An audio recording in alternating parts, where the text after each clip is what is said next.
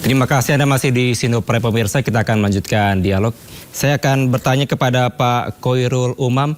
Pak Umam, kalau Anda melihat sebenarnya pertemuan antara Prabowo Subianto dan juga Jokowi kemarin, apa esensi utamanya? Tujuan utamanya apa? Silakan Pak Umam. Ya Mas Kevin, saya menikmati betul bagaimana tektokan tadi ya antara Bang Rey dan juga Mas Fatoni. Tetapi bahwa prinsipnya Tuhan itu maha tahu, tetapi rakyat harus diberitahu.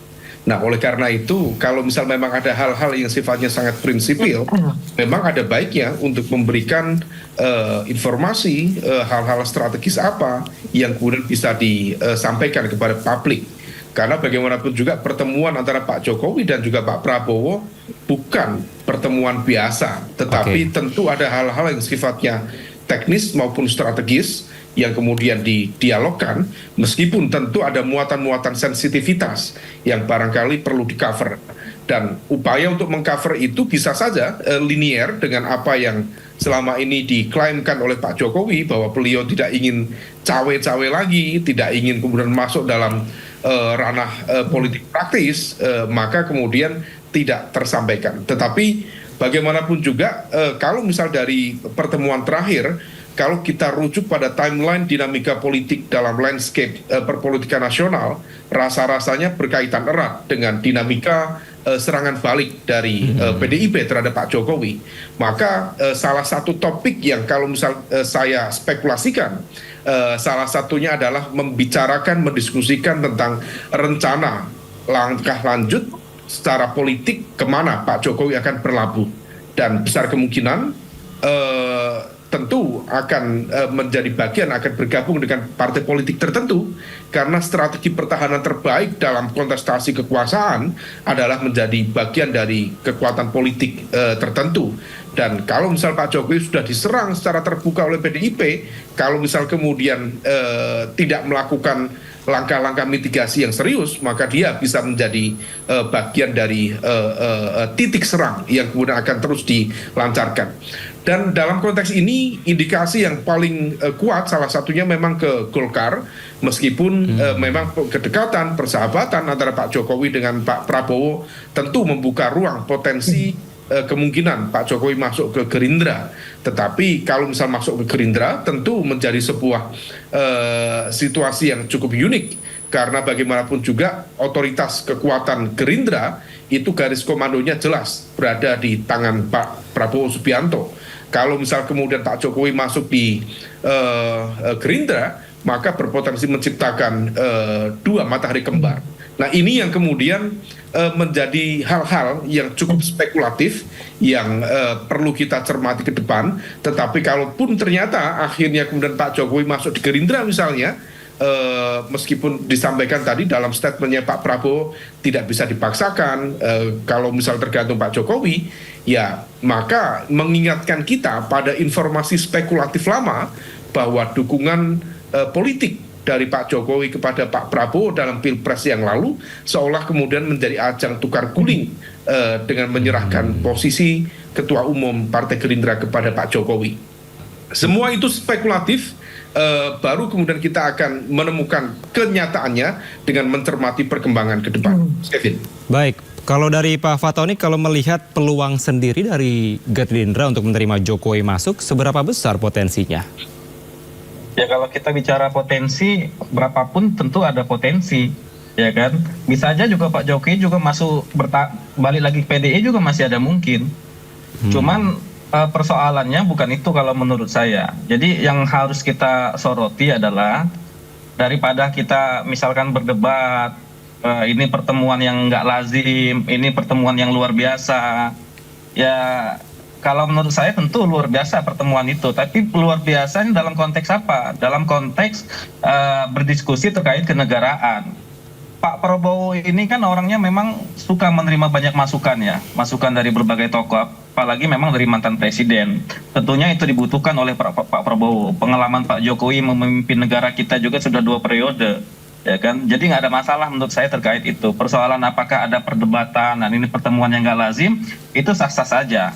Dan dikaitkan misalkan Pak Jokowi akan masuk Partai Gerindra, kalau dari sisi Partai Gerindra sih siapa aja yang bisa masuk nggak ada masalah. ya kan, nggak ada persoalan gitu. Mungkin itu, Mas. Oke, kalau dari Bung Rey sendiri kira-kira peluang paling besar apakah dari Golkar, Gerindra, atau dari PAN? Karena PAN juga katanya mau menyediakan karpet biru untuk Jokowi kalau masuk. Kalau Pak Jokowi mau masuk partai, ke partai manapun ya terbuka. Itu sama dengan Bung Umam, Bung Patoni, saya mau masuk partai, semua partai juga terbuka. Nggak ada lah beda-bedanya kalau soal itu saya dengan yang lain. Kalau partai-partai ini, masalahnya adalah apakah partai-partai itu langsung beri saya jabatan ketua umum, ya kan? Apakah partai-partai itu langsung memberi saya jabatan prestisius di partainya? Nah itu pertanyaannya. Oke. Ya kalau semua partai itu pasti terbuka kepada siapapun, nggak mesti harus Pak Jokowi. Ya mereka pingin semua orang masuk ke partainya, gitu. Itu udah hukumnya partai. Tapi pertanyaannya, apakah partai itu akan terbuka kalau kemudian saya, Mas Umam, Bung Patoni tiba-tiba dapat posisi yang strategis di dalam partai itu tanpa melalui proses apapun? Disitulah menurut saya juga partai-partai, ya kan? Kalau Pak Jokowi masuk, kalau masuk jadi anggota biasa, lalu melalui proses anggota biasa juga nanti berjenjang macam-macam, ya tidak apa-apa. Silakan aja, Mas. Ya sepanjang ada kapasitas ada itu, persoalan tuh Bang Rey. Oh iya, ya makanya disitulah persoalannya. Apakah partai-partai itu terbuka kalau tiba-tiba misalnya Pak Jokowi dapat ini, dapat itu? Nah itu pertanyaannya, gitu. Nah, atau pertanyaan sebaliknya, Pak Jokowi mau masuk nggak ke dalam partai-partai ini dengan status anggota biasa, lalu ya berkarir di situ, menjenjang bertahap berkarir di situ. Itu aja. Itulah yang membuat kita kelihatan sampai sekarang ya kan belum ada kepastian apakah masuk partai atau tidak. Nah, cuman kalau Anda mau tiba-tiba jadi 2 hari jadi anggota, tiba-tiba jadi ketua umum partai politik seperti terjadi dengan Kaisang misalnya, itu kalau Anda sedang berkuasa. Yang begituan mungkin Anda lakukan, bisa dilakukan, Bu. Tapi sekarang kan Pak Jokowi tidak sedang berkuasa. Nah, wibawa dia untuk membuat seperti proses yang terjadi di PSI, ya dengan sendirinya berkurang. Boleh jadi karena itu ya kita kelihatan kesulitan ya, apakah Pak Prabowo akan masuk Golkar, masuk Gerindra, katanya dulu mau masuk Golkar, sekarang masuk Gerindra, lalu masuk PAN. Pun juga dengan Gibran ya kan dulu bahkan sudah sempat mau dikasih jas kuning ya dan sebagainya. Ternyata nggak semudah itu juga. Di internal partai politik juga mungkin ada perbincangan, diskusi dan sebagainya. Nah, dua tarikat ini yang mengakibatkan belum ada kepastiannya. Apakah Pak Jokowi mau masuk dengan status anggota biasa? Dan atau apakah partai-partai terbuka bagi Pak Jokowi untuk menempatkan beliau di posisi yang sangat strategis? Nah ini yang kita belum ketemu. Gitu.